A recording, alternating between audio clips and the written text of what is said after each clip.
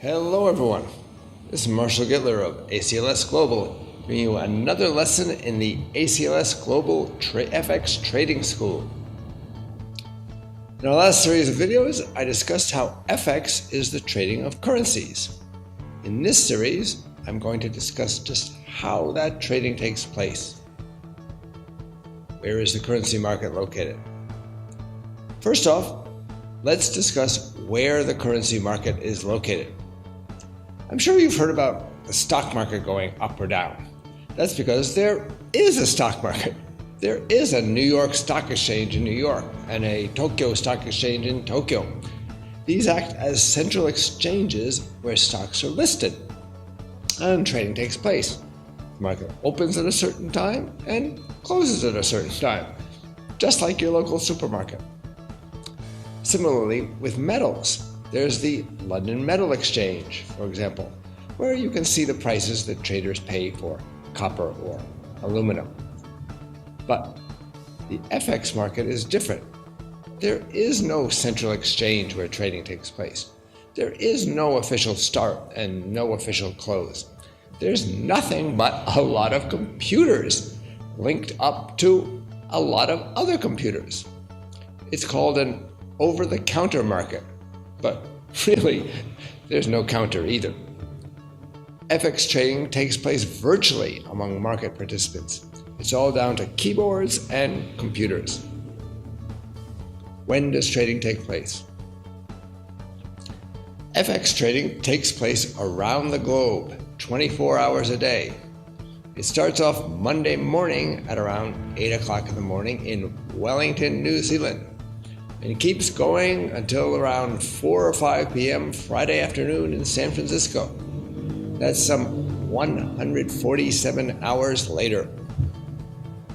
During that time, banks, companies, speculators, and other market participants are trading among themselves more or less continuously, linked together by electronics. The main trading centers are the same as the main financial centers of the world.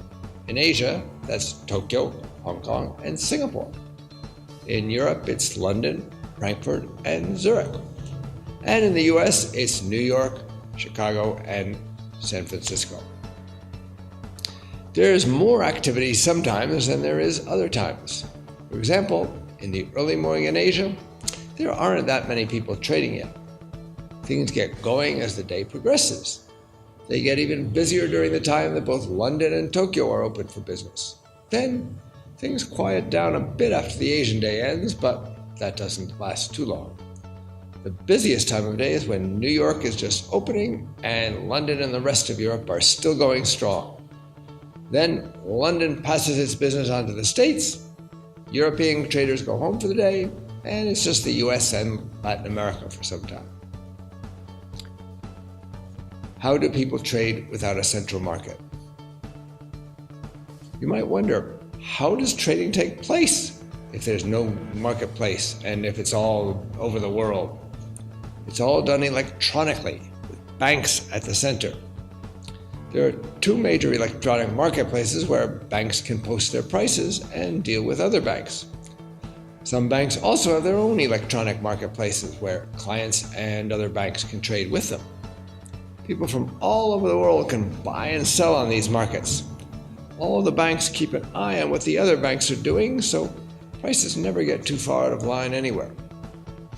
Sometimes Bank A might have a slightly different price than Bank B, but there are a lot of traders looking for these differences. They'll quickly jump in and buy here and sell there and bring the prices back into line. So it's all done electronically nowadays. Mostly it's just done by people clicking on a mouse. Occasionally for a big trade, a company will get on the phone and place an order with a salesperson, but that's not the way the vast majority of trades happen nowadays. Summary.